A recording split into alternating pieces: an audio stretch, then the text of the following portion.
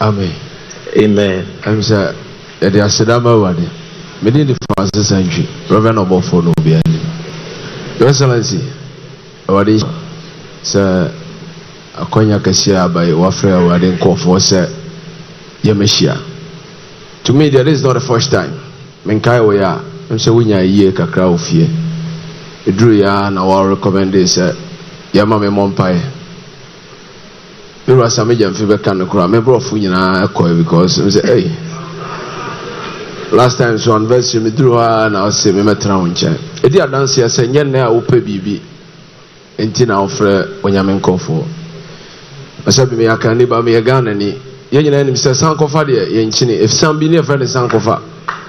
Until coming back, it is not a taboo. But I said, be and I have it. Maybe by a letter by some memory. We were born for money. Let's be honest to ourselves. Me country, now they all from not to the Mbusao. Yaya, I didn't call for. Obi born a bra, or ye be billion ya, or Dimrika, saw them or dinner name Kobutu. Won't you mean Jubilee House? Till 7 the Yaya horn and a cashier per go. Mr. One idiot, Casa. I'm a Sanyama, there be a yenny part that there was Satana. I will be a bobra or pesser. Nensa kabi so obesi dade ne tire atom yente cement ho asem campaign ya de yesro ya na monka hoso nkomo kakra cement nyame ya do na badura iron rush ho asem besi sai eze obi full trotro akane no na ne sika ode tokoko no de aka no coins or the full trotro and trotro no emse ofra aya ye bo achi bidin wada o masenya me bo na bedura hoso nkomo ebe wie sai na first no bi si ba me kopa jeans bi hye onya t-shirt bi a ode ahye so dollar no sese edi nkomo foforo ebe se 2 coin just di no wada o ma se de ye twi ne ye ken ya me ya do na bedura dollar no ehun nkomo ebe si sai ne kura se de me ko bi na man ka bi ntime ka bi Mr. Wani de pa etwa to se nyame ya adomo a otutu nan na ode ukọ nkunum de ne animonyam yi se ye wade pa ene de wo hia asofo bedu se wade de ukotena abanwa kase no so na se duru se so wada ma biem e na wasan kai na mafra asofo so se yeso se bi nya politicians kwa na adwene wo mutirim na mo ne ye hia biem na de wo yeso yetirim no yeso yakasa bi wiase se bi anya ado nya oba akofo nko na ne nanane abrewa nti no se base se ye betu anamo no ne nyina ye mra ne ye ntua ekowie mu die so aye amomfre ye nyina so ne nsam mehia ye nyina ye thank you very much. That is Reverend Obofour. Reverend Obofour eka enoma boa edin I just say next opesu sidan cement ye ton 1 million Ghana cedis per bag edin paama obia odansi for osha inflation so call esro and na woko juma wosan ba ochina enyoma nyina bo epega na ni na fi se yesika sem senia asay edro no eno na ama enyoma abeyesa eka abedaye so apart from that and so we share 2021 2022 aban eje Bosnia Ifri Central Bank to the tune of more than 70 billion cedis. Na se oye economics ya catch us say sika be dos wo kroma ema inflation cost because obi ekuta sika ni bi because it's too much money chasing too few goods. Enti eno enso so na ye famu because of the massive injection buying eje Bosnia from Bank of Ghana at the toll system no mu afei na Bank of Ghana pese etwetwe sikani free economy no se na be ya ebema enyoma ebo ayemre kakra and na me share they are introducing a gold coin so that people who have excess money will buy the gold coin so that they can mop up more of the currency from the system. Nti eno nyina enyoma ebeye the first thing we are going to concentrate on is stabilizing the economic environment and stabilizing the currency. Because Osha, maybe a dollar ne cedi, exchange rate no be kosoro no na bibia abo ekosoro nti o se yetimi eye ne betimi ama ne sika ne ejina fa ho se ne be ya ebema enoma yemre kakra mayen enhwemu a ye hyemu yi enye ni twato a ye be hyem me hye obo se nyame adom oyame adom na me bedi o mampanya afibia ye benya akwanya ne hye ase. The banks that were closed, the problem with the banks existed when I was president, and it came as part of the national economic briefs that I used to get, and also the security briefs I used to get.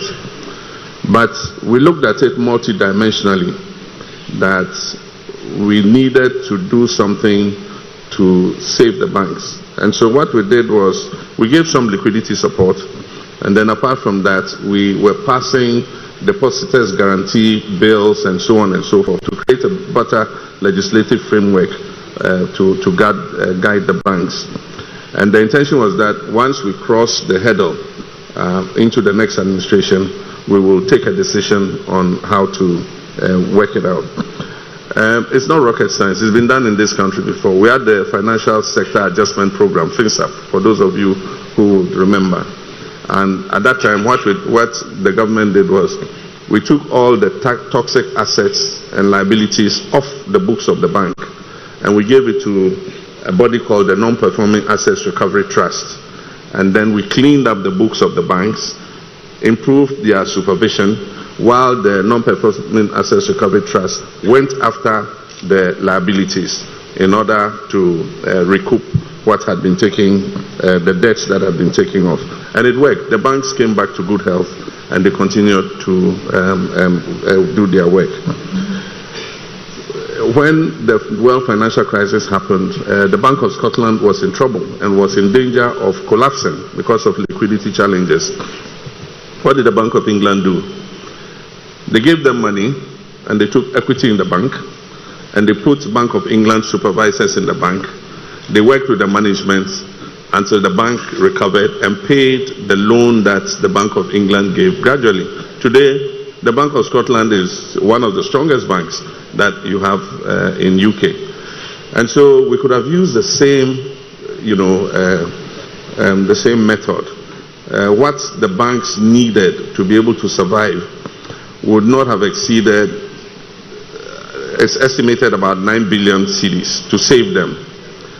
So government could have advanced that money and then cleaned off the liabilities and taken equity and released the equity back gradually to them as they paid back. Unfortunately, government decided to shut them down. And when they shut them down, together with all the savings and loans companies and all of them, they created a debt of 25 billion.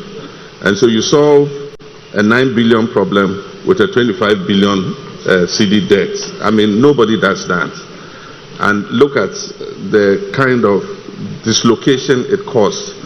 A lot of those people, he says, are Uber drivers. I mean, I know one who is a baker. She set up a bakery now. She's a banking professional. And a friend of our family was working in the bank. And so she came to me for support. I bought some ovens for her. And she's baking bread and meat pie and things instead of, doing accounting and what she was doing before. And so it has caused a lot of social dislocation. 2 of my daughter's mates in school had to be withdrawn because their parents, who were both bankers, had lost their jobs and they could no longer afford to pay the fees in the school in which my daughter was. So if you think about the social dislocation it has caused, I think that the decision was hasty. It is part of the reason we're facing this crisis, because that banking sector clean out debt was added onto our liabilities, because government guaranteed the deposits.